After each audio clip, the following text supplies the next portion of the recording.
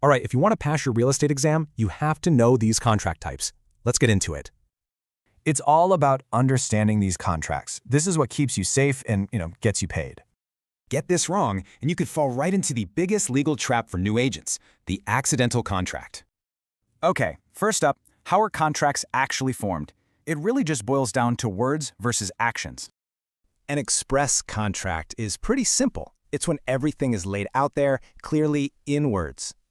So you've got express contracts, which use words, and implied contracts, which are all about actions.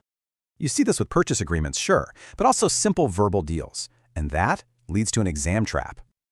So here's the trick.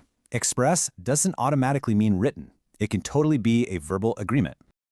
Yeah, a verbal deal to sell a house is technically valid, but good luck actually enforcing it in court.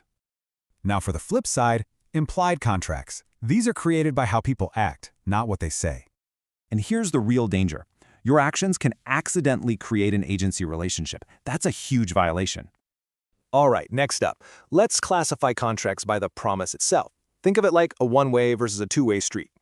In a bilateral contract, it's a promise for a promise. This is the one you are going to see most often. So bilateral is that two-way street we talked about. Unilateral, that's just a one-way promise. A purchase agreement is the perfect example. The buyer promises to pay, the seller promises the title. See? Two-way street.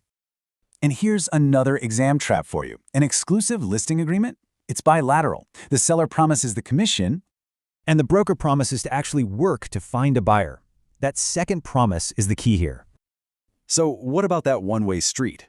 That's a unilateral contract. One person makes a promise, then just waits. An open listing is a great example. The seller says, "I'll pay whoever brings a buyer, but no broker has to." Okay, let's put this into practice. How will this stuff actually show up on your exam?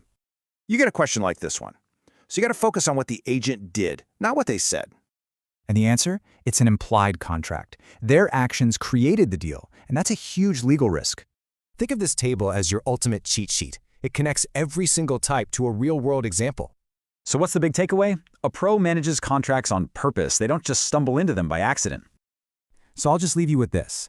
Which contracts are you going to write, and which might you create by accident?